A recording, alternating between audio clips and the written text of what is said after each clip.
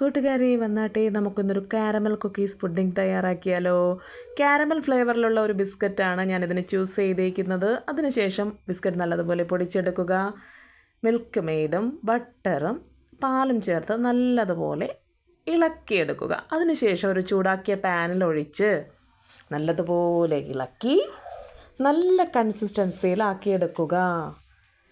ഏകദേശം ഇതുപോലെ. അതിനുശേഷം ഒരു പാനിൽ പാല് തിളപ്പിക്കുക. ഈ ഉണ്ടാക്കിയ കൂട്ട് അതിലൊഴിച്ച് നല്ലതുപോലെ ഇളക്കി എടുക്കുക. അതിനുശേഷം കുറച്ച് കണ്ടൻസ്ഡ് മിൽക്കും ഫ്രഷ് മിൽക്കും കൂടി ഇതിൽ ആഡ് ചെയ്ത് ഇളക്കുക. ബിസ്ക്കറ്റിൻ്റെ പൊടി കുറച്ച് മാറ്റി വെച്ചേക്കണം കേട്ടോ. അതിൽ കുറച്ച് ഇതിൽ ഇട്ട് കൊടുക്കണം. അതിനുശേഷം നല്ലതുപോലെ ഇളക്കി കൊടുക്കുക. അതിനുശേഷം ഒരു പാൻ എടുത്ത്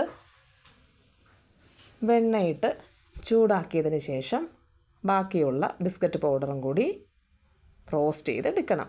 എല്ലാവർക്കും എൻ്റെ വീഡിയോ ഇഷ്ടപ്പെടുകയാണെങ്കിൽ ലൈക്കും ഷെയറും സബ്സ്ക്രൈബും ചെയ്യാൻ മറക്കരുതേ. ഇഷ്ടമുള്ള രീതിയിൽ നമുക്ക് ഗാർണിഷ് ചെയ്തെടുക്കാം.